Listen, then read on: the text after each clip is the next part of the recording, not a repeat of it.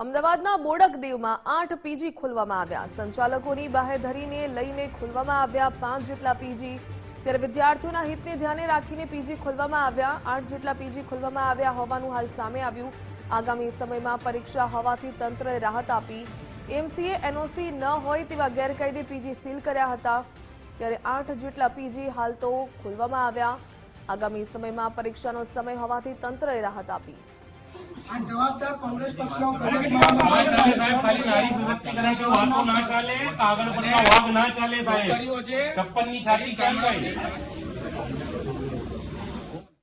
વધુ વિગત મેળવીએ સંવાદદાતા રીમા દોશી પાસેથી. રીમા, અમદાવાદના બોડકદેવમાં 8 પીજી ખોલવામાં આવ્યા.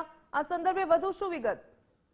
જી ચોક્કસથી ગુજરાત હાઈકોર્ટના હુકમ બાદ છે જે અમદાવાદ શહેરની અંદર ગેરકાયદે પીજી ચાલતા હતા તેમાં પણ બોડકદેવ અને તેમાં આવેલી પ્રેમચંદનગર એક જ સોસાયટીની અંદર 20 જેટલા રહેણાંક મકાનની અંદર જે પીજી ચાલતા હતા તેને બંધ કરવામાં આવ્યા હતા. પરંતુ 8 પીજી છે જે હવે અમદાવાદ મનપા દ્વારા ખોલી નાખવામાં આવ્યા છે, કારણ કે આ 8 પીજીની અંદર વિદ્યાર્થીઓ છે તે રહેતા હતા અને આગામી સમયમાં તે લોકોની પરીક્ષા હોવાના કારણે તે લોકોને હેરાનગતિ ન થાય તેટલા માટે પીજી સંચાલકોની આ 8 પીજી સંચાલકો છે, ખાસ કરીને હું ફરીથી કહીશ કે તેમની પાસેથી લેખિતમાં બાહેધરી લેવામાં આવી અને ત્યારબાદ વહીવટી ચાર્જ વસૂલીને આ 8 પીજી ફરીથી ખોલવામાં આવ્યા છે અને સાથે જ આગામી 10 થી 15 દિવસની અંદર તેમને તમામ કાગજી કાર્યવાહી છે તે પૂર્ણ કરવાની રહેશે. ખાસ તો એનઓસી લેવાના રહેશે.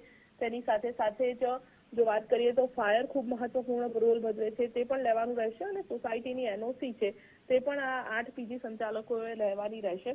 તે બાહેધરી સાથે આ પીજી છે તે હાલ ખોલવામાં આવ્યા છે. જી ધન્યવાદ જાણકારી બદલ.